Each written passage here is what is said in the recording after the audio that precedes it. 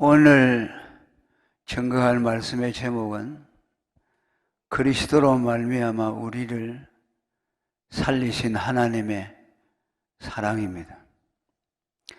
하나님이 우리를 사랑하신다는 것이 성경의 첫째되고 또 전체적인 가르침이라고 할 수가 있습니다.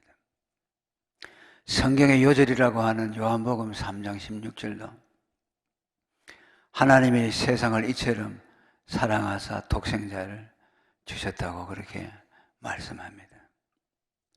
우리의 믿음도 다른 것이 아니고 하나님의 사랑을 믿는 것이 믿음입니다.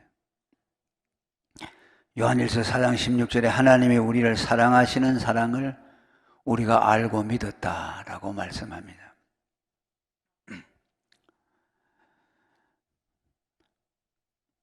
또 예수님을 우리가 믿는다는 것도 하나님의 사랑의 실체를 믿는 겁니다. 하나님이 우리를 사랑해서 우리를 살리려고 그 독생자를 보내주셨기 때문에 하나님의 사랑의 실체가 그리스도를 통해서 우리에게 나타났습니다. 물론 하나님의 사랑은 그 프리즘이 넓고 그 다양성이 아주 넓습니다. 하나님은 인간을 사랑하시되 자기 백성만을 또 사랑하지만은 그 중에서도 불신자, 불의한 자까지도 하나님이 자비를 베풀어 주셔서 불의한 자에게도 해피가 비를 내려주시고 심지어 짐승들, 가축들에게도 그렇게 하나님이 자비를 베푸십니다. 공중에 나는 새를 먹여주시고 또 들의 백합화를 가장 아름다운 옷으로 입혀주시고 그게 얼마나 아름다운지 솔로몬이 입은 옷보다도 백합화 한 송이가 더 아름답고 화려하다고 그렇게 말씀을 했습니다. 그러나 이렇게 하나님의 사랑의 프리즘이 넓고 또 그 범위가 크지만은 하나님의 사랑이라고 우리가 꼭 집어서 말할 수 있는 것은 한 가지밖에 없습니다. 그것은 하나님이 당신의 아들을 이 세상에 보내서 우리를 위해서 십자가에서 죽게 하신 그 사랑이 참된 사랑이고 유일한 사랑이라고 할 수가 있습니다. 그래서 우리는 하나님의 사랑을 볼 때는 이런 보편적인 일반적인 사랑 그걸 볼 것이 아니고 초점을 맞추어서 하나님의 사랑을 그리스도 안에서 보는 그런 안목을 가져야 합니다. 만일 그 사랑을 그렇게 너무 보편적으로 본다면은 의구심이 생기기가 쉽죠. 왜냐하면 하나님은 당신의 백성들을 이 세상에서 뭐 꼭 성공시키거나 그들에게만 좋은 것을 주는 것이 아니고 예수 안 믿는 사람들도 때로는 더 성공하고 또 더 많은 것을 가지기도 하고 그렇습니다. 그건 우리 주위를 둘러봐도 그러는데 어떤 사람들은 그게 너무 그게 매몰이 되어버려서 하나님에 대해서 불평하고 하나님은 왜 당신의 백성보다 세상 저 불신자들 더 사랑합니까? 이렇게 불평을 하는 사람도 있어요. 이런 건 다 좀 생각이 부족한 것이라고 할 수 있어요. 이러한 의구심은 오늘만 있는 것이 아니고 다윗 시대에 아삽이라는 사람, 성가대에서 봉사했던 사람인데 그분도 왜 세상에 불의한 자들이 득세하고 호의호식하며 오히려 하나님의 백성들이 고난을 당하고 그렇게 하는가, 거기에 대해서 의구심을 품고 고민을 많이 했다고 해요. 도대체 하나님은 어떤 분이신가? 정말 세상 사람들을 더 사랑하시는가? 나는 사랑하지 않는가? 그래서 실족해서 넘어질 뻔했다고 했어요. 그 말은 뭐냐면 하나님을 떠나버릴까 하는 그런 생각까지 했다는 말씀이죠. 그렇게 하다가 성소에 들어가서 고민하다 성소에 들어가서 깨닫게 됐다고 말합니다. 그건 뭐냐면 하나님의 가까이, 하나님의 은밀한 속에 들어가서 그분이 주시는 계시적인 깨달음을 통해서 그들의 종말을 미리 하나님이 보여주신 걸 통해서 거기에서 시험에서 벗어났다고 그렇게 말씀합니다. 그 시편 73편에 보면 그런 내용이 자세히 나옵니다. 그 18절에 보면 하나님이 그들의 종말을 보여주시는데 저희를 미끄러운 곳에 두시며 파멸에 던지시니 저희가 졸지에 황폐되었고 놀람으로 전멸했다고 그렇게 말씀합니다. 순식간에 그들이 향유하고 있는 모든 것들이 다 파멸에 빠뜨려지고 그들이 비참한 모습들을 그에게 하나님이 보여주셨습니다. 누가복음 16장에도 보면은 부자와 나사로에 대한 얘기가 나오죠. 부자는 하나님을 믿지 않지만 날마다 호의호식하면서 좋은 옷을 입고 연락하며 즐겼다고 했죠. 하나님이 그에게 그런 물질적인 복을 많이 주었죠. 그 반면에 하나님을 도움으로 삼고 있는 나사로는 그 부자집 대문 앞에서 병을 앓으면서 부자의 상에서 떨어지는 부스러기를 먹고 연명을 했다고 합니다. 우리가 상상이 안 되는 그림이죠. 어떻게 하나님의 구도를 그렇게 짜도 그렇게 짰을까요? 어떻게 하나님을 의지하고 사는 사람이 불신자 대문 앞에서 거지가 되어서 병을 앓으면서 개각 상처를 앓고 그렇게 살게 했을까? 우리가 그것을 단순 비교한다면 우리가 할 말이 없는 거죠. 그런데 부자는 죽고 나서 엄부에 들어갔다는 얘기가 나오죠. 그의 종말을 통해서 하나님께서 공의롭게 심판했다는 것을 보여줍니다. 그 부자는 하나님의 은택으로 그렇게 많은 부를 누리고 호의호식해서 살았으면 그것이 과연 누구에서 왔는가를 생각해야 되겠죠. 자기가 하나님의 은택으로 이렇게 호의호식하며 산다는 걸 생각하고 나도 하나님을 공경해야 되겠다. 내가 하나님 앞에 이렇게 많은 복을 받았으니 하나님을 섬겨야 되겠다. 그런 마음을 먹지 않았죠. 오히려 어떻게 보면 그 거지 나사로를 보면서 야, 제가 하나님을 도움으로 삼는다고 하는 저 거지는 저렇게 비천하게 사는데 그 하나님 믿어봐야 소용없다. 하나님이 없는 것이 확실하다. 아마 그런 생각을 하지 않았겠어요. 또 나사로가 거기 예수 믿는 사람이니까 거기 엎드려 있으면서 부자가 오강하는 것을 보았겠죠. 그 나사로라는 이름이 하나님의 도움이라는 뜻인데 그 하나님을 잘 의지했던 사람이라고 해요. 그럼 그 사람도 전도하지 않았겠어요? 성도는 산 위에 높이 들린 등대라고 했으니까 오가면서 나사로를 통해서 하나님에 대해서 직간접으로 뭘 들은 말도 있을 것이고 하나님에 대해서 뭔가 정보를 얻었을 수도 있죠. 그런데 그는 그런 것들이 다 하나님의 은혜로 그게 주셨지만 그 부자는 하나님을 부정하고 자기 배를 신으로 삼고 쾌락과 자기 만족을 위해서 평생 사다가 그렇게 마지막에 그렇게 되었습니다. 하나님은요 사람들에게 자비를 많이 베풀어줘요. 베풀어주고 악인에게도 선대해 주시고 그렇게 해요. 그러면은 인간은 응당 자기가 하나님의 은혜로 산다는 것을 알고 하나님을 섬겨야 하지만 오히려 정반대로 하나님을 모욕하고 하나님이 없다라고 그렇게 하죠. 그런데도 하나님은 그냥 그들에게 계속 그냥 내버려 두는 거죠. 그러면서 이제 어느 때가 되면은 하나님의 공의가 나타난다는 거죠. 그 때가 언제인지는 모르죠. 아까 시편 73편에 나오는 아삽의 경우도 마찬가지지만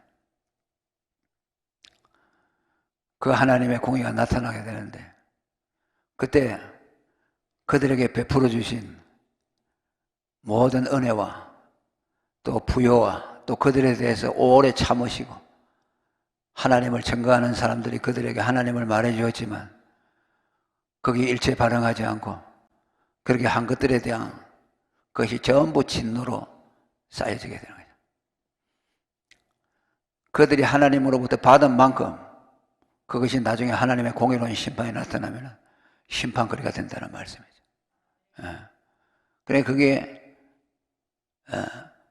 부자를 통해서 나타났고 또 하나님이 세상의 모든 일반에도 그렇게 다 공의롭게 심판을 합니다.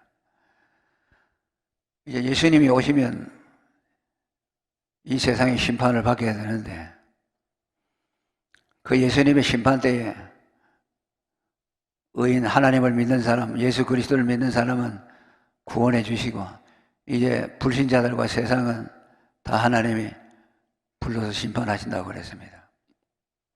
그럼 그때 하나님이 이 세상을 심판할 때 어떤 사람들을 심판하겠습니까?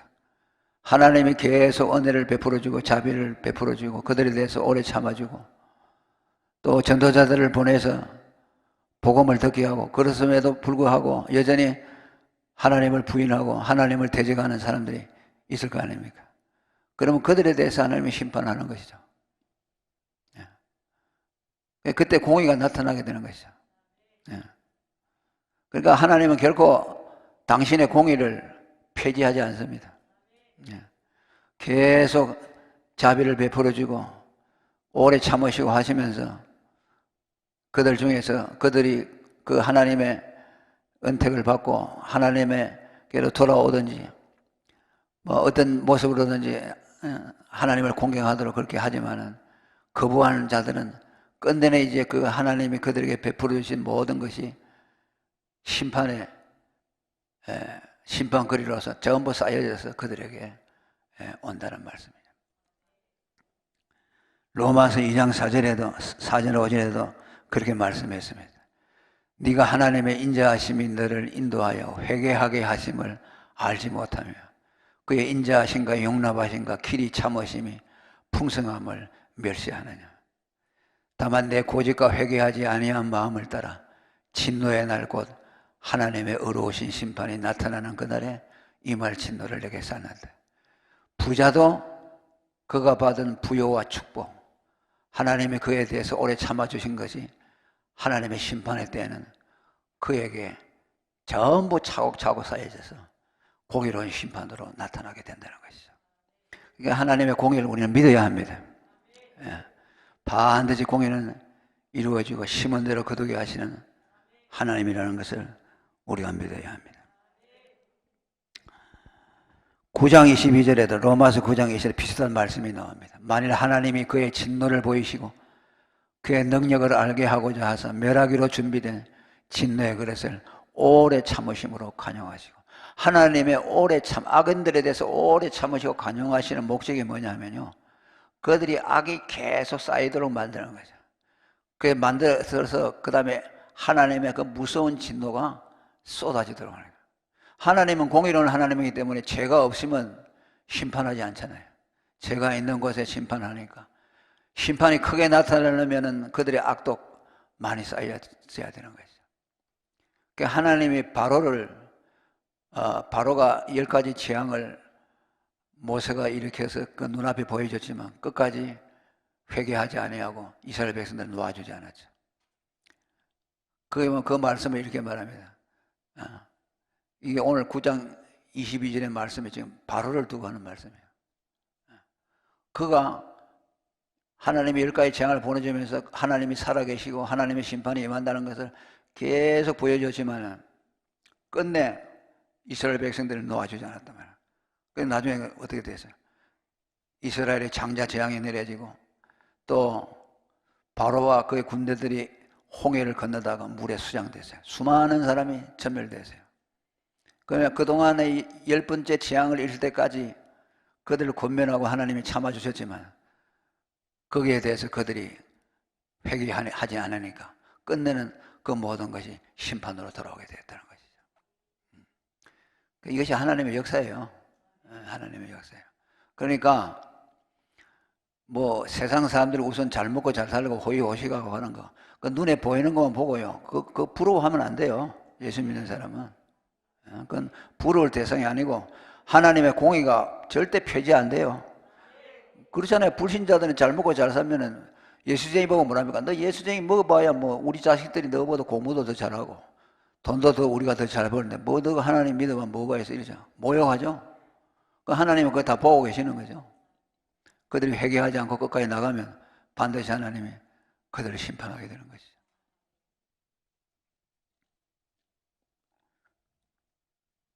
그런데 하나님의 그 사랑이 오늘 본문에도 있습니다만 그리스도로 말미암아 우리에게 온 사랑입니다. 그런데 그 사랑은 나를 살리기 위한 사랑이라고 했죠. 나를 살리기 위해서. 나를 사랑하사, 그죠? 나를 위하여 자기 목숨을 버리신 하나님의 아들이라고 그랬어요. 하나님의 사랑이 어떻게 나타나냐? 나를 위해서 하나님의 아들이 목숨을 버리신 거죠.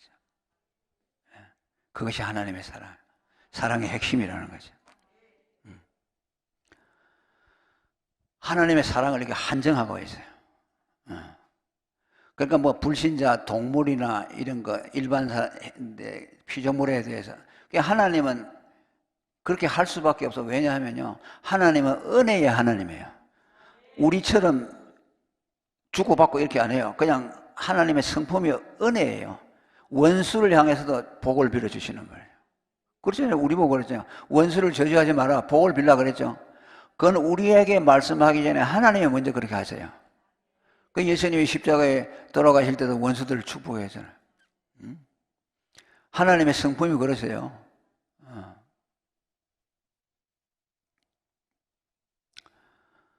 또 하나는 하나님은 창조주잖아요.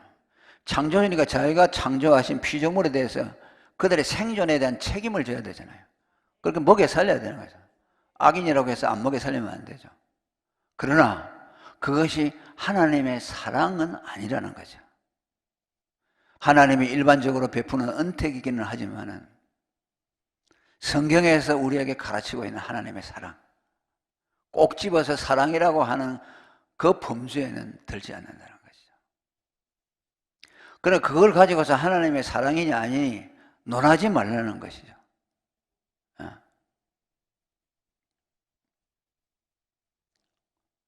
요한일서 4장 9절에 보면 분명하게 하나님의 사랑을 지적합니다.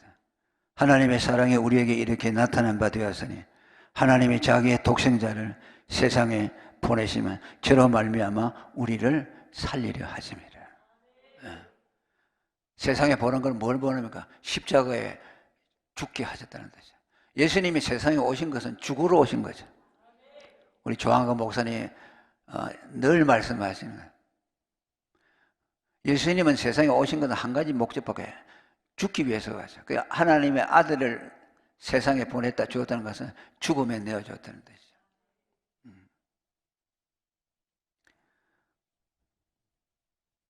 그 왜 독생자를 십자가 죽음에 내었냐? 우리를 살리기 위해서라고 해요. 살리기 위해서. 그러니까 그 뭘 말이면 전제가 되죠. 아, 우리는 죽었구나라는 것이 생각해야 되죠. 죽었기 때문에 살리려고 보낸 거 아닙니까? 안 죽었으면 뭐 살리려고 보내겠어요? 돈이나 주고 뭐 먹을 것이나 주고 일반적인 은택이나 주면 되지. 꼭 그 아들을 죽음에 내주어서 우리를 그렇게 할 필요가 없다. 살려내기 위해서. 그러니까 하나님은 인간을 볼 때 죽었다고 보는 거죠. 그 왜 죽었습니까? 우리 조상 아담이 원죄가 우리에게 그대로 전가됐어요. 죄가 전가되고 그의 죽음이 우리에게 왔어요. 그래서 사람은 이 세상에 태어날 때부터 죽은 채로 태어나요. 살다가 죽는 것이 아니고 죽은 채로 살다가 죽은 채로 죽음을 사는 거야. 아멘? 죽은 채로 태어나서 죽음을 살다가 죽음의 곳으로, 지옥으로 가게 되는 것이죠. 그게 인간의 일생이에요. 그러한 우리들을 살리기 위해서 하나님이 당신의 아들을 보내줬다. 그러니까 하나님이 죽었다는 걸 알면은 뭐 다른 거 생각이 들겠습니까? 죽었다고 생각하면 그 무슨 생각이 들어요? 살려야 되겠다는 생각밖에 안 들잖아요. 안 그래요? 병이 들었으면 이제 고쳐줘야 되겠다는 생각이 들고, 가난하면 즉 돈을 좀 줘야 되겠다는 생각이 들고, 배고픈 사람을 만나면은 먹을 것을 줘야 되겠다 그러죠. 그 죽은 사람을 보면 뭡니까? 저거 살려내야 되겠다는 거예요. 그러니까 하나님이 죄인들을 볼 때 저거 살려내야 되겠다, 죄로 죽었다는 것을 알기 때문에 하나님의 관심은 오직 거기에 있는 거죠. 그래서 하나님의 아들을 보낸 거죠. 아들을 보낼 필요가 없잖아요. 왜 보내가지고 죽게 합니까?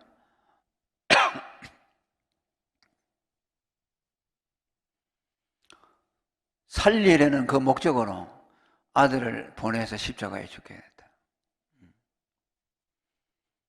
그래서 우리가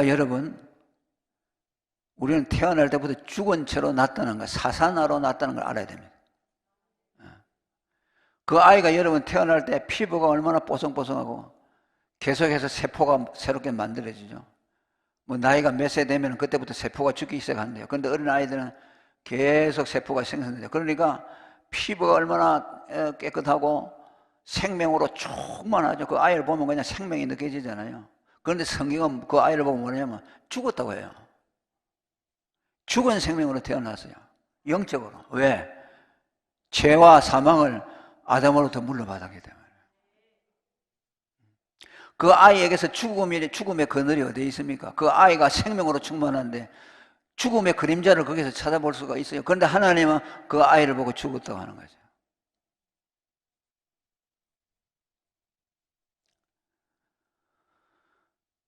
우리도 하나님과 같은 안목을 가져야 됩니다. 사람을 볼 때 인간의 비참함을 볼 수 있어야 됩니다. 그냥 뭐 세상에 경제 성장되고 참 여러 가지 좋은 것들이 많으니까 인생을 볼 때 굉장한 것처럼 보고 희망이 있는 것처럼 그렇게 보이지만은, 그렇게 본다면 그건 성경적인 안목이 아니에요. 우리는 인간의 절망을 봐야 돼요. 인간에게서 죽음을 봐야 돼요. 왜냐하면 그게 실상이에요. 실상.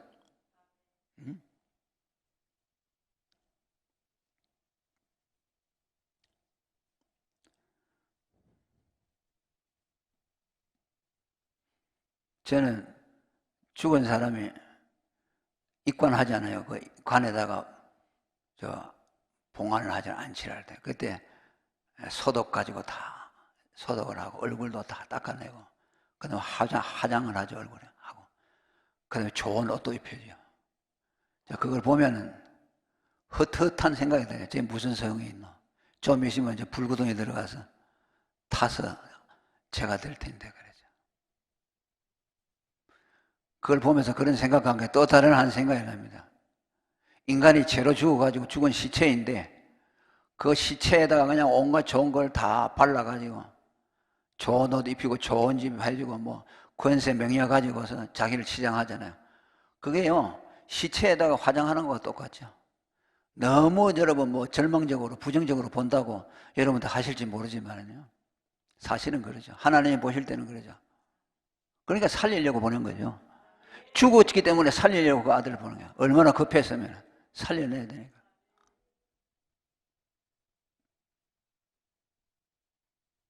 오늘 여러분 전도를 열심히 하는 분들은요, 인생관이 그렇게 바뀌기 때문에, 저 사람 제가 대통령?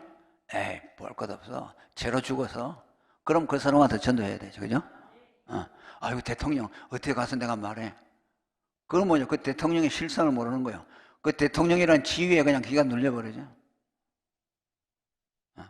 저 사람 국회의원이고 대학 교수야. 나보다 공부도 많이 했으니까 내가 가서 어떻게 예수 믿고 구원하라고. 저 사람 말도 잘할 텐데. 아니에요. 죽었어요. 그리고 그 사람은 자기가 죽은 거 알아요, 몰라요? 몰라요. 그러니까 죽은 줄 모르니까 자고 엉뚱한 걸 가지고 자기의 쳐서 이렇게 바르는 거죠. 바르고 자기를 세상의 것으로 꾸미려고 하는 거죠. 자기가 죽었다는 걸 알면 어떻게 하겠어요? 살라고 하겠죠, 그죠? 하나님 앞에 나와서 나 살려주세요. 내가 죄로 죽었다고요? 아, 살려주세요. 그렇게 하겠죠. 그거 안 하잖아요. 자기가 죽은지는 모르죠.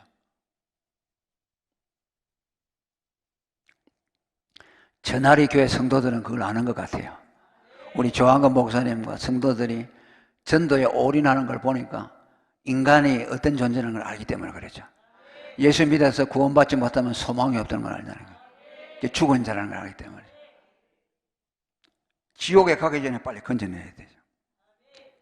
죽은 채로 엄마에게서 태어나서 죽음을 살다가 죽음의 곳인 지옥으로 가야 되니까 지옥에 가기 전에 예수님의 죽음을 주어서 살려내야 되는 거죠.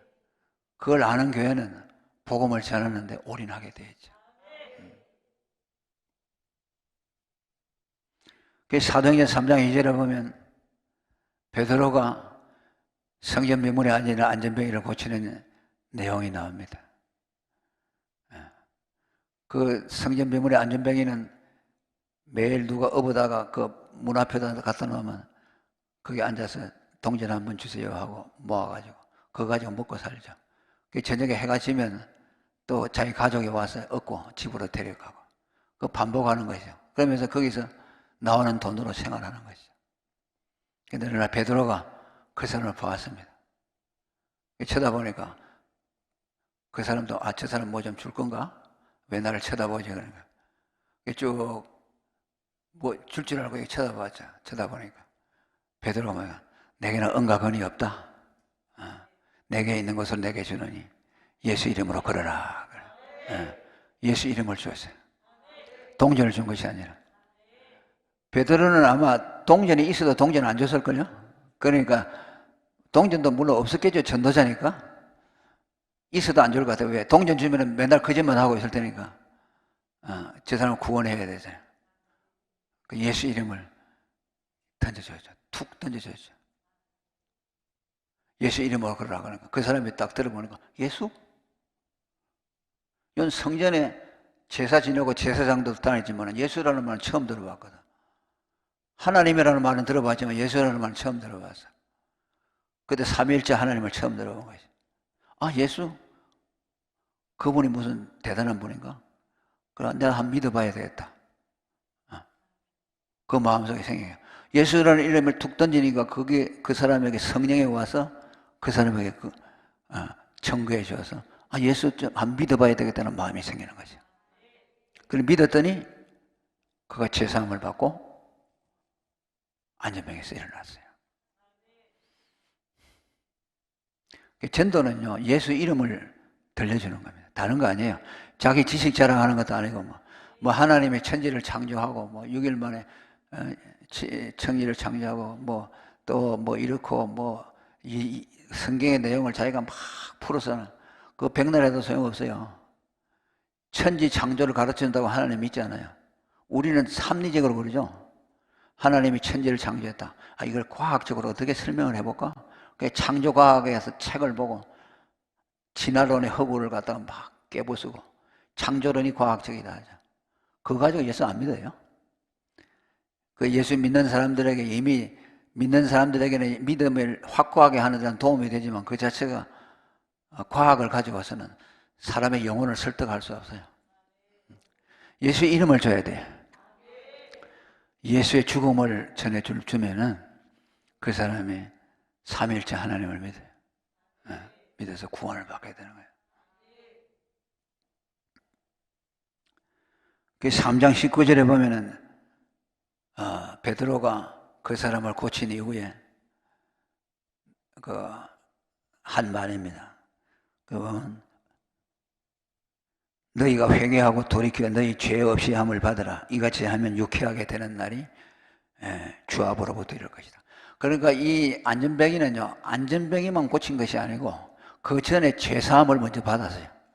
예수 이름을 믿고 죄사함을 받으니까 그게 부수물로 안전병이가 고쳐진 거예요.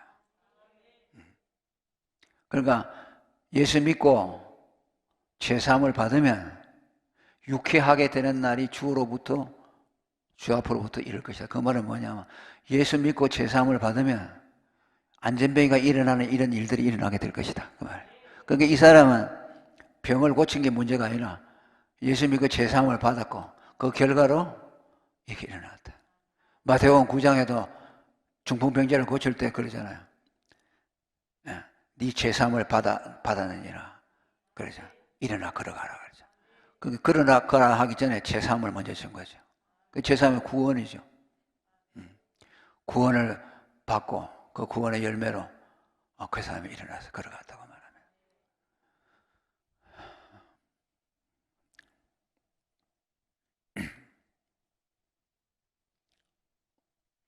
그러면 왜 죄로 죽은 인간을 살리는데 하나님이 당신의 아들을 죽음에 내어줘야 할까 하는 질문이 생깁니다. 이를 알려면 우리가 먼저 살았다 죽었다 하는 정의부터, 개념 정의부터 바로 해야 돼요. 여러분, 사람이 죽었다 하는 것은 대부분은 생물학적인 거, 육체가 호흡을 멈출 때, 그래서 썩기 시작할 때부터 그걸 죽었다고 말하죠. 그런데 그것도 죽은 것은 분명하지만은 그건 죽음의 일부분에 불과합니다. 성경에서 죽음을 말할 때는요, 이보다 더 훨씬 무겁고 다양하게 우리에게 죽음을 말씀하고 있습니다. 육체적인 죽음은요, 한 과정이에요. 그건 최종적인 것이 아니에요. 그것으로 모든 것이 끝장이 나는 것이 아니에요. 우리는 죽으면은 끝장났다고 생각하니까 막 슬프게 울잖아요. 그래서 사도 바울이 뭐랍니까? 데살로니가 교인들 향해서 너희들은 소망 없는 자처럼 너무 슬프게 울지 마라. 죽었다고. 왜? 죽음은 모든 것의 끝장이 아니라는 것이죠.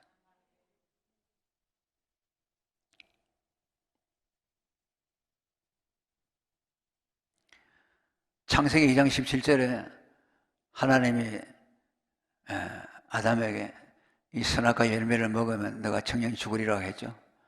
그때 아담과 하와가 그걸 따먹었지 않습니까? 죽었어요? 안 죽었어요? 안 죽었죠? 여전히 바깥에 나가서 일하고 논도 갈고 밭도 갈고 다 했죠.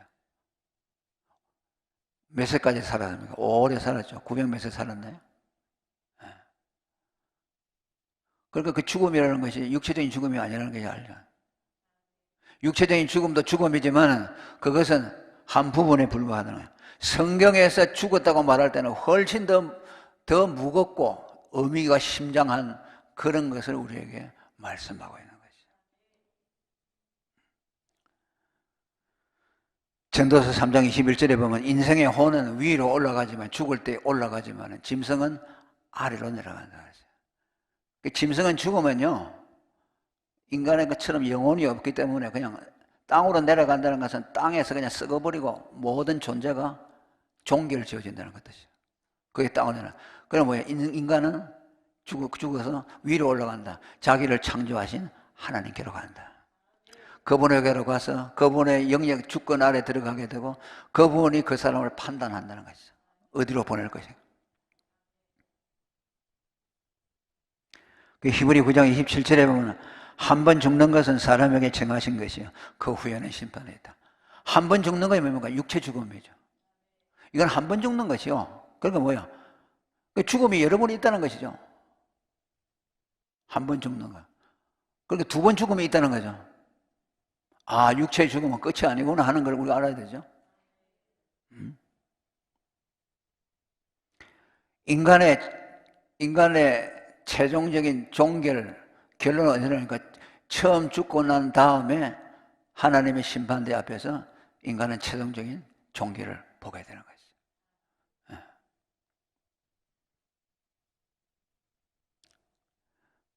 그러니까 우리가 이 인간의 육체가 살고 죽는 것에다가 모든 것을 걸어버리면요 죽음이 오면요 감당할 수가 없는 것이죠. 왜? 끝장나버리니까. 근데 예수 믿는 사람들은 누가 죽어도 찬송 부르고 예배하고 하잖아요. 그게 왜 그렇습니까? 죽음으로 모든 것이 끝장이 아니거든. 그러니까 소망이 있지 않습니까?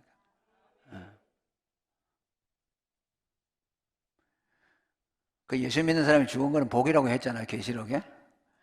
슬퍼하는 것은 뭐냐면 이 세상 남아있는 사람들만 슬픈 것이죠. 죽은 사람은 행복해. 왜? 하늘나라로 가잖아요, 그죠? 그럼 아마 그럴 거예요. 후손들이 울면은, 야, 이놈아, 내가 이렇게 좋은 데 와 있는데 왜 이렇게 울어 산다? 근데 뭐 통하지가 않죠. 나도 그럴 것 같아. 내가 죽으면 우리 후손들이 우는 거 보면 굉장히 마음이 아플 것 같아. 야, 이놈아, 내가 이렇게 예수님에게 만나러 왔는데 뭘 이렇게 우노? 그 시체를 붙들고 있을 거 아니에요, 그러면. 야, 나는 그게 없어. 그거 난 나왔어. 죽음이라는 건 뭐냐면 영혼과 육체가 분리된다는 것이죠. 집으로 삼고 있다가, 영혼의 집으로 육체를 삼고 있다가 영혼이 떠나는 것이죠. 그걸 죽음이야. 그 히브리적인 죽은 거예요. 그런데 우리 동양인들은 뭐냐? 죽음은 소멸이라는 것이죠. 없어져 버린다고 생각하죠. 죽음으로 모든 걸 끝장나버리는 거예요. 그러면 뭐야?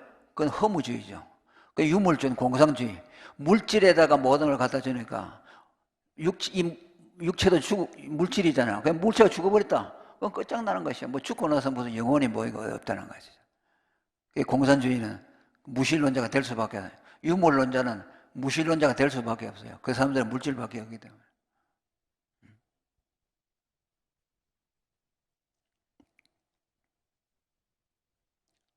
그러면 인간이 죄로 죽었다는 것은 뭘 말할까요? 두 가지가 있어요. 하나는요, 지옥의 형벌을 받게 된다는 그런 뜻이에요. 그게 죽음의 가장 핵심적인 내용이에요. 이제 오늘부터 이거 바꿔야 됩니다. 죽었다 그러면 육체 죽었다. 그런 정도는 아니야. 그거 가지고 죽음이라고 아니야. 어? 지옥의 형벌에 떨어지게 되는 것을 죽음이라고 해요. 성경은 많은 곳에 그렇게 말씀하고 있어요. 그래서 여러분 성경이 죽음이라는 말과 무덤이라는 말과 지옥이라는 말을요 같이 섞어서 쓰고 있어요. 죽었다 하면 뭐냐? 지옥에 갔다는 말도 쓸 수 있고 무덤에 내려갔다. 또 무덤에 내려갔다는 뭐냐? 음부 지옥에 내려갔다. 또 그렇게 서로 막 공유를 하고 있어요.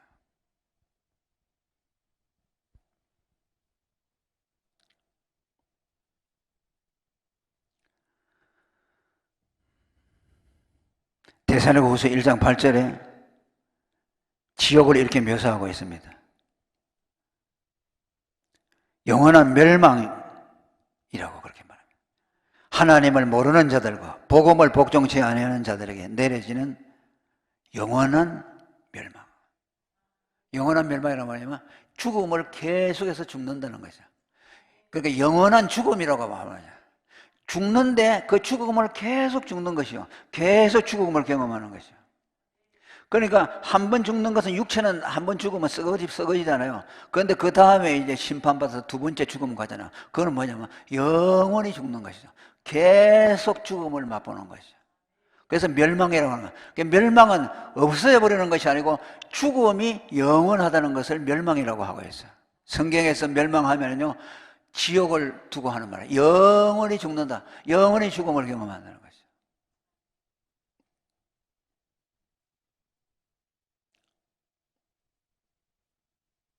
그럼 그 지옥은 왜 생기며 죄로 죽은 자라는 것은 뭘 말하느냐? 죄로 인간이 죄를 범하면 죄의 싹은 사망이에요. 그래서 죄를 범하는 자체로 모든 것이 종결되잖아요. 아담이 범죄했잖아요. 그런데 그것으로 종결 끝 해가지고 소망이 없도록 만들어버리잖아요. 바로 그것 때문에 지옥 보내잖아요. 그죠? 우리가 죄를 범하잖아요. 아담의 원죄를 타고 나서 이미 죄인으로 죽어났죠. 또 죄를 범하죠. 그런데 그 죄를 범하는데 그 범하는 것이 최종이 돼서 그게 뭐 아무 대책이 없다. 그러지 않아요. 살 길을 하나님이 열어주었어요. 아멘. 아담이 범죄한 이후에 살 길을 열어줬잖아요. 그게 뭐냐면 네가 죄를 지었는데 죄값을 지불하면 네 죄를 용서해 주마는 거죠. 그게 하나님 자비죠. 그래서 율법은 뭐냐? 죄를 범하는 사람은 죽는다. 그죠? 그러니까 우리가 죄를 지었으니까 죄값을 내놔야 되잖아. 그 죄값이 뭐냐면 죽음이야. 사망. 사망이라는 걸 내놔야 돼. 그럼 우리는 다 죽잖아요. 죄를 범해서 죽잖아요. 죄를 범해서 죽으면 내가 죽었으니까 내가 제 싹을, 제 값을 치렀다. 그게 아니에요. 죄를 범한 사람은 부정해져 버려요. 죄인이잖아요. 부정해져 가지고서 그 사람이 죽으면 더러운 죽음이 돼요. 아멘. 민수기 19장인 거죠. 시체에 사람이 부지 중에 닿잖아요. 그 사람은 그러면 부정해져요. 왜? 시체는 더럽기 때문에 거기 사람이 닿으면 그 닿은 사람도 부정해지는 거죠. 그러니까 그건 뭘 말하냐면 죄인의 죽음은 부정하다는 것이죠.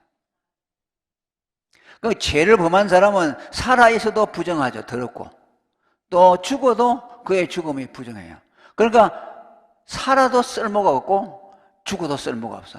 시체도 아무짝에도 쓸모가 없어. 어떤 사람이 죽어서 내가 이 죽음을 가지고 하나님의 죄값을 내려놨는데 하나님 안 받아 그래요. 부도난 수표처럼 되는 거예요. 북한에 화폐를 세계 무대 가지고 뭔가 인정받아서 못 받았잖아요.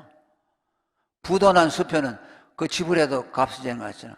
인간의 죄인의 죽음은 화폐 가치가 없어요. 그러니까 하나님이 그 죽음을 내어놓으면 죄값을 인정을 안 해줘요. 그 죄의 싹은 사망이라는 말은 뭐냐면 죄값으로 치르려면은 죄가 하나도 없는 완전하고 어렵고 거룩한 사람, 그분이 죽은 죽음이라야 죄값이 된다는 것이죠. 그것을 보고 죄의 싹은 사망이라는 것이죠. 죄 없는 분의 죽음. 이 세상에 그런 분의 죽음이 있어요? 없잖아요. 그러니까 인간이 죄로 죽었는데 살려낸다고 해요. 지옥의 형벌에 떨어지게 됐는데 살려내야 된다. 그 왜 지옥에 가느냐? 죄값을 지불하는데 죄값을 지불 못하는 거야. 자기한테는 그런 죽음이 없잖아요. 그죠? 정결한 죽음이 없잖아요.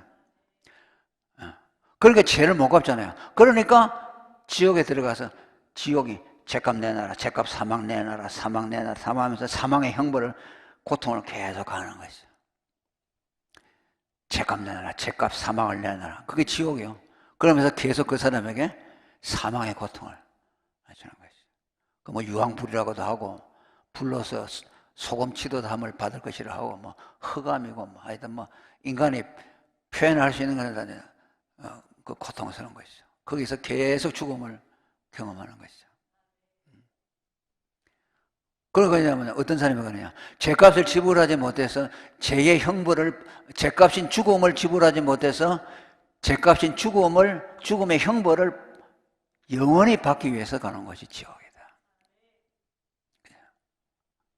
그러니까 그건 모든 인간이 다 그렇게 갈 수밖에 없죠.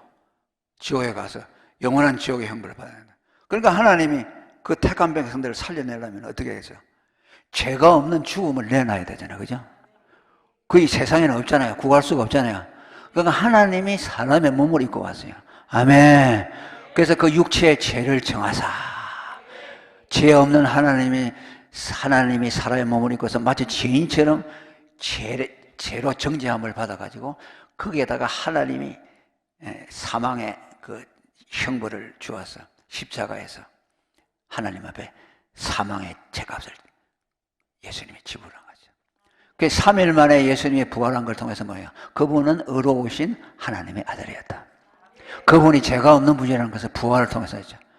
죄가 있는 죄인은 부활한 사람이 없잖아요. 그죠? 죽었다가 뭐 깨물어 쳤다가 뭐 이틀 만에 깨어나는 사람은 있을지 모르지만 예수님처럼 죽었다가 부활한 사람이 없어요. 그래서 그가 태어나심으로 다시 부활하심으로 의롭다함을 인정받았고 하나님의 아들로 인정받았어요. 그 죽음을 우리를 위해서 죽어주셨어요. 우리 죄값, 죄삭을 대신 그래 죽어놓고 우리 보고 뭐냐면 내 죽음을 가져가라는 것이죠. 아멘. 내 살과 피를 먹어라. 내 살을 먹고 내 피를 마셔라. 이게 죽음이다 하면서. 그래서 예수님의 죽음을 영접하는 사람은 예수님이 예수님의 죽음을 그 사람의 죽음으로 인정해 주는 것이죠. 그러니까 오늘 읽은 말 20절이니까 뭐라고 그랬어요? 그리스도와 함께 내가 십자가에 못 박혔다고 했잖아요. 그 말씀이 뭐냐 하면은 예수님의 죽음과 내 죽음이 연합했다는 거죠. 그분의 죽음, 죄삭 사망을 내 것으로 받아들여서 내 죽음에 대해서 연합이 되었다. 그게 같이 못 박혔다는 거죠. 내가 예수님의 십자가에 2000년 전에 그거 가서 같이 매달렸다는 말이 아니고 예수님의 죽음에다가 나의 부정한 죽음을 합해가지고 내 죽음이 거룩하게 되어서 하나님 앞에 죗값이 되는 죽음으로 만들어 주었다. 그래서 예수님이 세상에 와서 죽어야 돼요. 안 죽으면 안 돼요. 우리 죗값을 지불할 수가 없어요, 우리가. 그러니까 지옥에 안 들어가려고 여러분들 착하게 사는 것이 아니라 죗값을 갚아야 되는 거죠. 착하게 산다고 지옥 안 가는 것이 아니라 죗값 사망을 지불하지 못해서 가는 거죠. 그래서 지옥에 안 보내려고 하나님이 예수님을 보내가지고 우리 대신 죽게 한 것이죠. 할렐루야. 네. 그래서 여러분 지옥에는 누가 가느냐면요, 죄를 흉악하게 지은 악한 사람들만 간다, 이렇게 생각하면 안 돼요. 또 어떤 사람이 안 가냐, 죄를 지어도 좀 약간 조그만하게 지은 사람들은 하나님이 봐줘서 지옥에 안 보낸다. 그게 아니고 죄싹 사망을 지불하지 못하는 사람은 아무리 착한 사람이라도 하나님이 지옥에 보내고, 아무리 죄를 많이 지은 사람이라도 예수님의 죽음을 자기의 죽음으로 받아들여서 하나님 앞에 죄값을 지불하면 그 사람은 지옥의 형벌을 면하는 거죠. 그래서 예수 천당 불신 지옥이라고 하는 것이죠. 이제 이해가 되죠? 예수 죽음을 가져오면 내가 천당 간다고 말이에요. 예수 죽음을 안 믿으면 불신은 뭐야? 지옥 간다고 말이에요. 착하지 않아서 지옥 안 가는 게 아니라 예수를 안 믿어서 안 가는 것이죠. 그러니까 여러분, 예수 믿는 사람들 중에서 성경에도 나오는 사람도 그렇고 교회 사사적인 인물을 보면 제일 나쁜 사람들이 예수 믿는 사람들이 많아요. 그게 왜냐하면요, 그 소망이 있잖아요. 예수님의 죽음을 가져오면 제가 용서받잖아요. 그러니까 죄인들에게 희망이죠.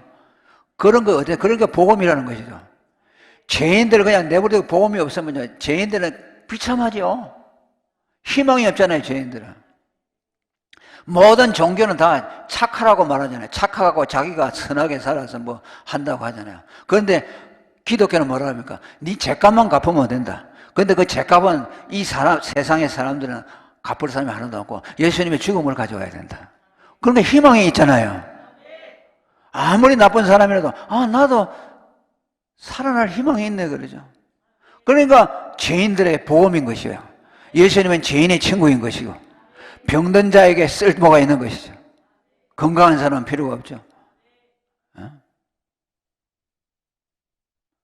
그래서 삭개와 같은 사람, 매국노죠. 민족의 피를 빨아먹는 거. 세금 거두라고 바치라고 하네. 100 내라면 200 받아가지고서 100은 자기 호주머니에 넣고 100은 로마 정부하고. 그게 여러분, 삭개오는 유대 사람이요. 그 로마에서 그 로마 집정관이 세금 거두는 사람을, 유대 사람을 세운 거죠. 그래야 뭐 나쁘다고 로마 사람도 욕 안 하니까. 너 동독끼리 뭐 너가 하니까 돼. 그러니까 왕따 당한 거죠. 저 나쁜 놈, 세금을 도둑질 해가지고 자기 착보가. 그래서 상종을 안 했어요. 그 집에 아무도 안 들어가요. 그 예수님이 한번 들어가니까 뭐라 그랬어요, 사람들이. 너 선생은 이상하다. 죄인의 집에 들어갔다. 아무도 안 들어가는데 그 죄인, 저 나쁜 놈 삭개오 집에 들어갔다. 삭개오는 예수님을 보고서 복음을 발견하는 것이죠.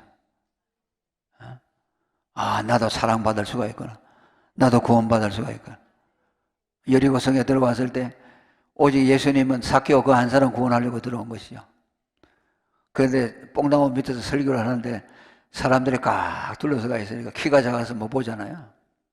그 뽕나무에 올라가서 그러는데 예수님이 쳐다보는 거야. 둘이 눈이 마주쳤어요. 그 순간부터 삭개오는 뽕 같죠. 나를 쳐다보는 사람이 있네. 그러면서 또 한술 더 떠죠. 삭개오라고 이름을 불러줍니다. 아니 저분이 누군데 내 이름을 알고 부르노?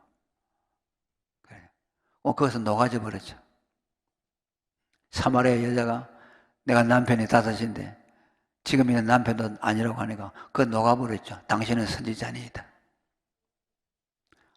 상종 안 하고 부끄러워서 정오에 우물에 물길을 나왔는데 유대인인 예수가 그에게 말을 걸어주니까 당신이 유대인으로서 사마리아 여자에게 이렇게 물을 달라고 하나니까 그 사마리아 여자도 왕따 당했죠. 다 배척받았죠. 사마리아인에다가 남편이 5가지 있으니까 사람으로 취급하지만 그런데 예수님은 그를 영접해 주었어요. 삭개오도 영접해 주었어요. 어떻게? 그들의 죄를 용서해 주신 바라. 내가 너 같은 죄인을 위해서 죽기 위해서 왔다. 내가 너 같은 죄인의 죄인을 위해서 왔다. 얼마나 우리에게 소망을 주는 말씀입니까? 우리는 나쁘고 악하고 참으로 하나님 앞에 설 수 없는 죄인들이지만 너무나 감사하죠.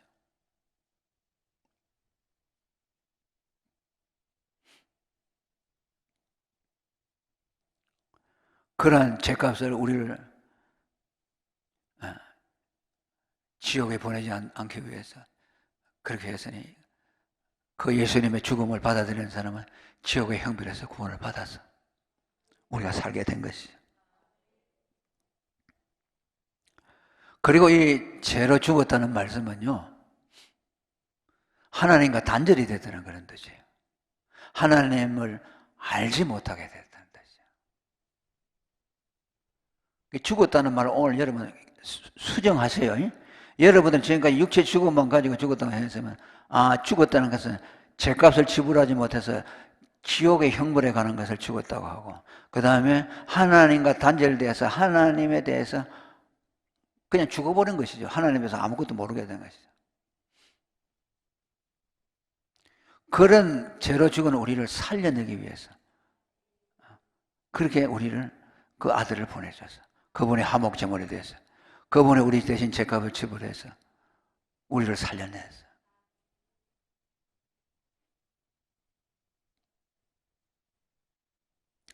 여기도 여러분 이 개념에도 지옥의 개념이 있어요. 지옥은 여러분 죄삭을 갚지 못해서 영원히 죽음의 형벌을 받는 곳이죠. 동시에 그곳은 또 어떤 곳이냐면 깜깜한 흑암이 지배하는 것이에요. 깜깜한 흑암이 지배한다는 말은 뭐냐면요, 빛이 없다는 것이죠. 하나님의 빛이 없다는 것이죠. 다시 말하면 하나님을 전혀 알 수 없는 곳, 하나님의 자비가 전혀 미치지 아니하는 것이라는 것이죠.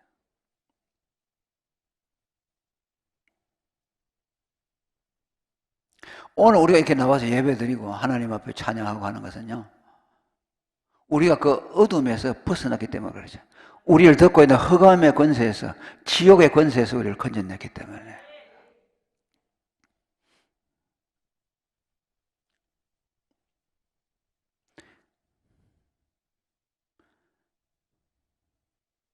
여러분, 예수를 믿는다는 건요, 이건 기적이에요. 못 믿어요.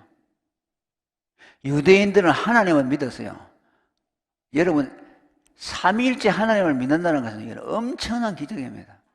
유대인들이 믿는 하나님은 어떤 하나님인지 압니까? 그냥 창조하시는 하나님, 하나님은 한 분이신데 그분은 심판주의시고 창조주의시고 인간의 생사화복을 마음대로 주장하는 분이라고 하죠. 근데 딱 예수가 와버렸어요. 예수가 누굽니까? 하나님이에요. 아니, 하나님을 한 분이라고 하고 천지 만물을 창조한 하나님, 저 하늘에 계신데 저 유대 땅에 갈릴리에 예수라는 사람이 하나님이라고 하는 것이요. 헷갈리겠어요? 안 헷갈리겠어요? 유일신 사상, 유대인들이 가지고 있는 유일신 사상하고 어느냐, 삼위일체는 하나님은 하늘에 계신데, 영으로 계신데 눈에 볼 수 없는 분인데 여기 예수라는 자가 나사렛에서 그 목수 노릇하는 그 자가 와가지고 자기가 하나님이라고 한다. 눈에 보이고 또 인간의 몸을 입었다. 믿겠어요? 못 믿어요. 그 예수를 믿는다는 말은 뭐냐면 삼위일체 하나님을 믿는 겁니다. 하나님은 한 분인데 인격이 세 인격이 있어서 성부, 성자, 성령이다. 그 지금 믿는 사람들, 예수 기독교인들 중에서 유대교도처럼 하나님을 믿는 사람이 많아요. 그 하나님은 창조주입니다. 그분은 복도 주고 저주도 하시고 또 우리들을 심판도 하시는 분입니다. 그러죠. 그래서 하나님 하면 그냥 그 하나님 생각해요. 우리는 예수를 믿어요, 그죠? 아멘. 우리 예수 믿는 사람입니다. 예수 믿는 사람이라는 것은 뭐냐면 삼위일체 하나님을 믿어요. 하늘에 창조주 하나님 계시고 이 세상에 2000년 전에 오셔서 우리 죄를 위해서 죄값을 지불하기 위해서 사람의 몸을 입고 왔다가 십자가에 죽으시고 3일 만에 부활하시고 50일째 부활 성천하죠. 40일째 부활 성천하셨어요. 그분 지금 하늘 보좌 우편에 계신데 그분은 다시 오실 것이고 그분이 오시고 가시고 난 이후에 보혜사 성령을 예수님을 대신에 보내줘서 우리 안에 들어와 계세요. 그 하나님을 믿는 거예요. 인간적으로 보면 복잡하죠? 복잡해요. 진짜 믿는 건 삼일째 하나님의 신앙은요 아무나 못 믿어요. 예수가 믿어진다, 예수님을 하나님으로 믿는다는 것은요 이건 아무나 못해요.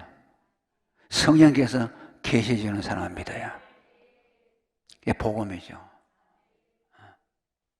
자, 여러분 예수님이 유대 땅에 지금 걸어 다니고 있어요. 그런데 그것뿐 보고 하나님이라고 믿을 사람이 있겠어요? 지금 예수님이 지금 여기 와 계신다고 봅시다. 여러분 예수님 보고 하나님을 믿겠어요? 예수님 안 보는 게 더 좋은 거예요? 성령으로 믿는 게 더 좋아요.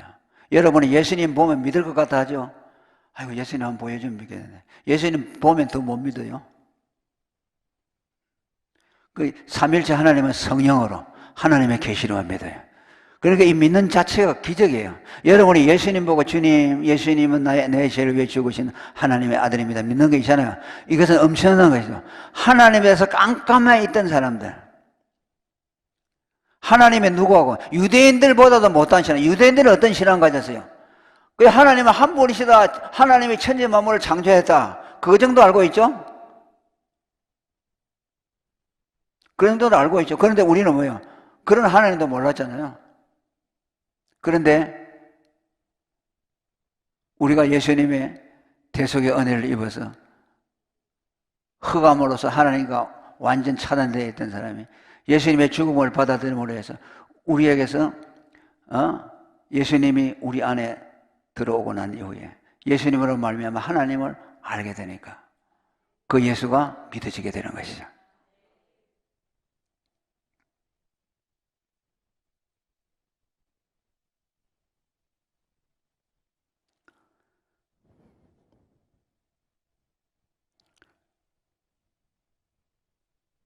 그리고 오늘 말씀에 본문에 보면요 19절에서 20절까지 보게 되면은 이 말씀을 좀 우리는 여러분 오늘 가서 한번 좀 정독을 해 보시기 바랍니다. 이 말씀이 복잡하지만은요 간단해요. 율법에 대해서 죽었다는 말이 나오죠, 그죠? 19절에. 그 다음에 내가 그리스도와 함께 십자가에 못 박혔다는 말이 나오죠. 그 다음에 그리스도가 내 안에서 사신다는 말이 나오죠. 그 다음에 뭐요? 내가 하나님을 향하여 산다고 했죠. 이거 오늘 제가 설교한 내용에 다 들어있어요. 내가 그리스도와 함께 십자가에 못 박혔다는 말은 뭐냐면 예수님의 죽음을 너의 죄삭 사망으로 받아들였다는 뜻이죠. 그래서 예수님의 죽음을 나의 죽음으로 삼았다는 거죠. 그것이 뭐냐면 십자가에 내가 함께 못 박혔다는 뜻이죠. 그리고 내가 율법으로 말미암아 율법에 대해 죽었다는 말은 뭐냐면요 예수님의 죽음을 내 죄값으로 받아들이니까 율법이 내게서 이루어져 버렸어요. 자, 율법이 요구하는 게 뭐죠? 따라합니다. 죄 삭산 사망이라. 요거 잊어버리면 안 됩니다. 오늘 요건 항상 생각해야 돼. 율법이 우리에게 요구하는 단 한 가지예요. 죄 범죄한 사람은 죽는다. 죄 삭산 사망이다. 그래 그거 안 갚잖아요. 아까도 얘기했죠. 안 갚으면 율법이 쫄쫄쫄 따라다니면서 사망 내놔라, 사망 내놔라 그렇게. 그 율법이 그럼 뭐요? 우리가 율법에 매여버리는 거예요. 그걸 안 갚잖아요. 그건 빚쟁이가 쫄쫄 따라다니는 것 같아요. 그 율법을 성경에 뭐냐? 빚쟁이라고 해요. 3만 달러한테 빚진 자 나오죠? 그건 못 갚죠. 몇 조가 되니까. 그러니까 하나님이 탕감해 줬죠. 죄의 싹은 사망이라. 그 사망을 완전하고 거룩하고 흠이 없는 죽음을 내놔야 되잖아요. 그죠? 그거 못 내놔죠. 그게 3만 달란트짜리야. 그 비리 진 거예요. 죄 싹은. 그러니까 뭐라고 해서 주인이 탕감해 줘라. 못 갚으니까. 그 죄를 범한 사람은 율법이 우리에게 빚쟁이가 돼가지고 사망내어놓으라고 쫓아대는 거예요. 그 지옥까지 가서 쫓아대는 거예요. 그래서 지옥에서 계속 형벌을 받아요. 그럼 우리가 예수님의 죽음을 내 죄삭으로 받아들이잖아요. 그러면은 죄삭 사망이라는 율법이 우리에게서 이루어져 버리죠. 그죠? 그럼 율법하고 우리하고 관계가 없어져 버려요. 거래가 끝나버려요. 내가 율법을 이룬 것이 된단 말이죠. 그건 뭐야? 율법에 대해서 죽은 것이라. 그죠? 그 다음에 하나님에 대해서 살게 되었다. 그리고 또 뭐냐면 육체 가운데 사는 것은 나를 사랑하사 나를 위해서 자기 자신을 버리신 하나님의 아들입니다. 여기 밑에 그리스도께서 내 안에서 사신다는 말이 있어요. 자, 예수님의 죽음을 나의 죄값으로 받아들이는 거죠. 그러면 죽음과 함께 예수님이 따라온다 그랬죠. 그죠? 예수님의 죽음 없이는 우리 안에 못 들어가요? 기억나요? 안 나요? 아까 설교한 거. 납니까? 안 납니까? 안 납니까? 아, 나요? 네. 예수님은 직접 못 들어와요. 예수님이 우리 안에 들어오게 하는 방법은 뭐냐? 그의 죽음을 받아들여야 돼요. 그러니까 어떤 사람들은 예수님을 영접하면 예수님 내 안에 들어오세요 이래요. 내가 마음의 문을 여니까 들어오세요. 막 이렇게 팔을 벌리고 이러죠. 그러니까 들어오세요. 막 팔로 가지 이래요. 들어오세요. 그럼 예수님이 들어올까요? 안 들어와요. 그건 이거 신비주의자들이 하는 거죠. 예수님은 거룩하시기 때문에 죄인 안에 못 들어와요. 들어오시려면 그의 죽음과 함께 들어와요. 그 피를 가지고 들어와요. 예수님의 피를 우리에게 뿌리면서 들어오는 것이죠. 그러니까 우리 안에 청소하면서 들어오는 것이죠. 그러면은 예수님의 죽음을 영접하는 사람은 예수님이 그 안에 들어와요. 그때부터 그 사람 안에서 그 사람이 사는 거죠. 그러니까 뭐야? 내 안에서 그리스도가 사신 것이라는 거예요. 내가 예수님의 죽음을 받아들이면 그 죽음과 함께 예수님이 들어와서 내 안에 사시는 것이야. 그 다음에 하나님을 향해서 사는 거 있죠? 하나님을 향해 사는 것은 뭐냐면 예수님이 내 안에 들어오면 그때부터 예수님이 나의 삶을 주도하고 끌고 가게 되죠. 예수 믿는 사람은 자기가 그 순간부터는 자기가 주인이 아니에요. 예수님 보고 내 주인이 되어주세요 그렇게가 아니라 원리적으로 우리 안에 들어와서 계세요. 우리가 예수님 무시하잖아요. 그냥 무시하면 무시당하고 그냥 계세요. 뒷방 늙은이처럼. 그게 뭐냐면 성령을 건심시킨다는 것이죠. 괴로우면서도 그냥 계세요. 어떤 사람은 예수님을 존중하고 예수님의 뜻대로 살려고 하니까 예수님이 그 안에서 기뻐하죠. 그죠? 근데 어떤 사람은 막 자기 생각대로 하고 우리가 막 성질 내고 막 그러잖아요. 그러면 이제 성령이 근심하는 것이죠. 우리 안에 계시면서. 그런데 예수님이 죽음과 함께 우리 속에 들어온 그 예수님은 당신의 이루시려고 하는 그 목적이 분명해요. 그래서 우리가 방해하고 그래도요, 당신이 계속 당신의 뜻을 이루어나가요. 그래서 너희 안에 착한 일을 시작하시니까 그리스도 예수의 날까지 이루실 줄을 확신하노라. 이제 예수가 안에 들어온 사람은 그가 예수를 믿는 것 같지만은 그가 믿는 것이 아니라 예수님이 믿어요. 예수님이 그 안에서 역사를 해요. 그래서 하나님을 향해서 살게 돼요. 예수님이 그 하면. 아, 기도하고 싶다? 그 자기 마음인 것 같아요. 아니에요. 예수님이 그 안에서 기도하는 마음을 주시는 거죠. 아, 전도하고 싶다? 예수님이 자기 안에서 마음을 주는 거예요. 그래서 하나님을 향해서 계속 살도록 해요. 하나님을 사랑하게 하고 그분을 의지하게 하고 그분의 뜻을 이루고 싶고 주님의 몸된 교회를 위해서 충성하고 싶고 복음을 전하게 해가지고 그게 누구냐면 그 안에 들어와 계신 예수님이 하시는 거야. 그러니까 그때부터 그 사람은 예수님으로 말미암아 하나님을 향해서 사는 사람이야. 자, 19절 읽어봅니다. 시작. 내가 율법으로 말미암아 율법에 대하여 죽었나니 이는 하나님에 대하여 살려 함이라. 할렐루야.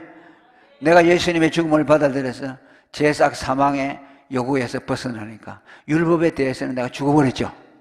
그 반대로 이제 하나님에 대해서 살게 돼요. 내 안에 예수님이 들어가 계시니까.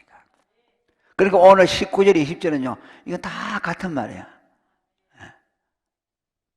그리고 그때부터는 살아가는 인생관이 달라진다. 그게 마지막이죠. 이제 내가 육체 가운데 사는 것은 나를 사랑하사 나를 위하여 자기 자신을 버리신 하나님의 아들을 믿는 믿음 안에서 사는 것이라. 자기 안에 거하시고 자기를 위해 죽어주신 그 예수님을 생각할 때에 오직 그의 이제 인생은 그 예수님만을 의지하고 그분만을 사랑하고 그분을 기쁘시게 해서 하는 일에 여기에 내 인생관을 세우겠다 하고 이제 그때부터 삶이 달라지기 시작하는 것이죠.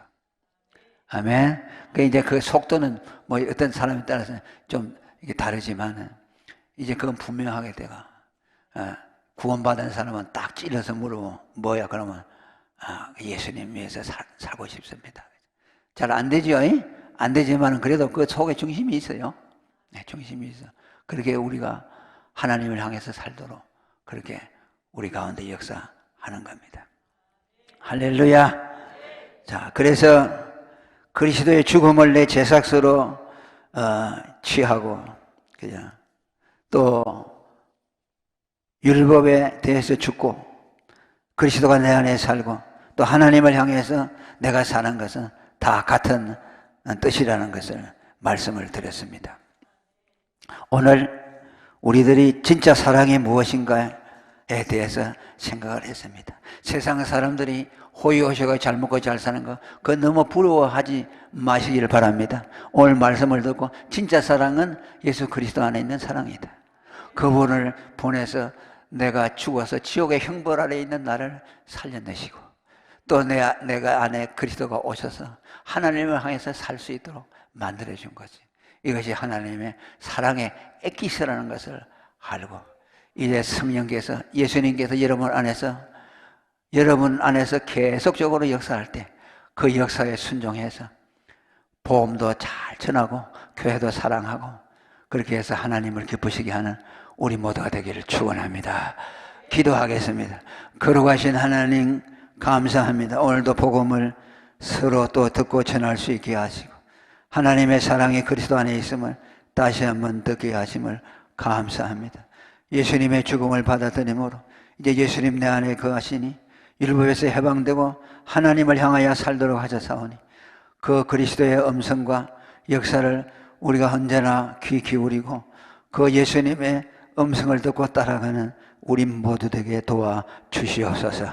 예수님 이름으로 기도하옵나이다. 아멘.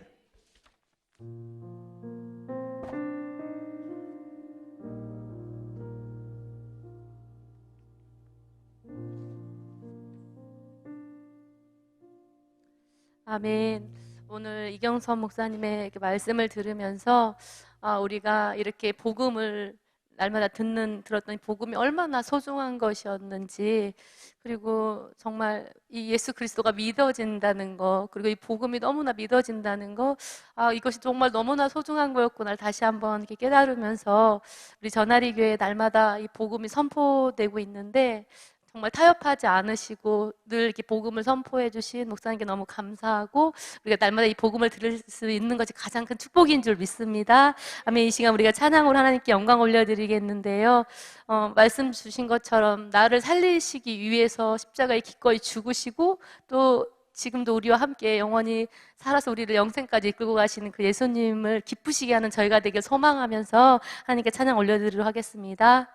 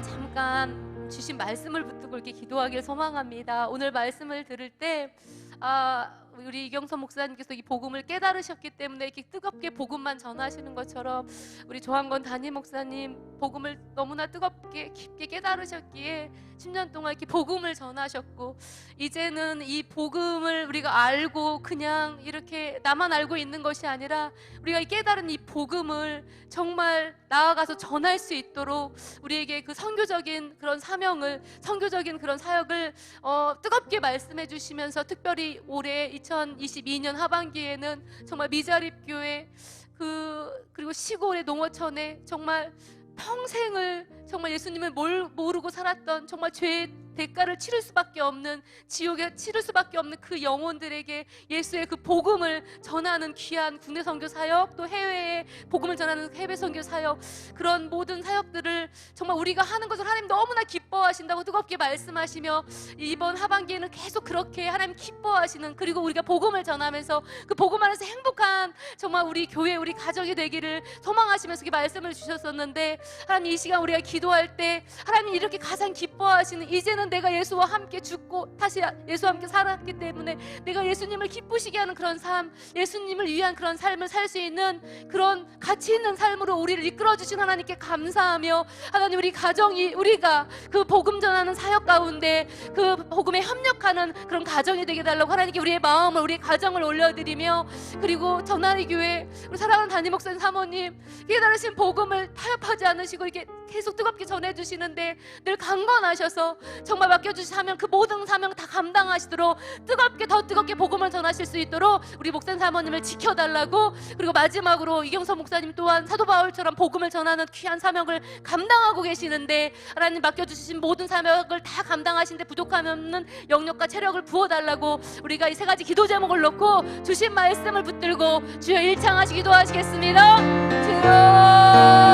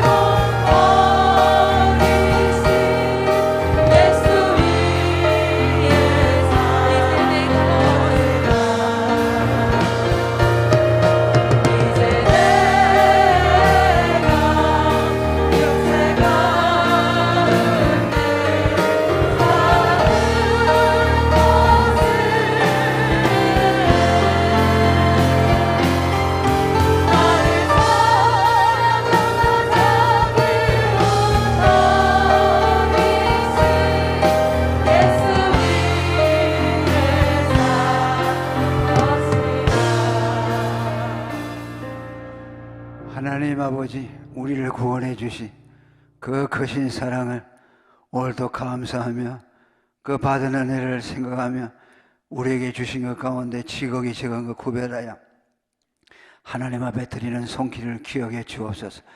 특별히 열의 하나를 구별하여 드리는 성도들, 그들의 순종을 기쁘게 보시고 저들의 창고에 쌓을 것이 없도록 부어주시고, 하나님 들어가도 나가도 복을 받고 떡반죽 그릇까지 복을 받게 하옵소서. 또 감사와 갖가지 소원과 또 작정과 또 은밀하게 드린 모든 허물들 하나도 땅에 떨어지지 않고 100배, 60배, 30배로 결실하게 하옵소서. 예수님 이름으로 기도하옵나이다. 아멘. 이제는 우리를 억만죄악에서 구원하신 우리 구주 예수 그리스도의 은혜와 하나님 아버지 만극하신 사랑과 성령의 위로교통 충만 역사하심이 사랑하는 천하리 교회 성도들과 저들의 가정과 자녀와 생업과 저들의 앞길 위에 이제로부터 영원 무궁토록 함께 있을지어다. 아멘.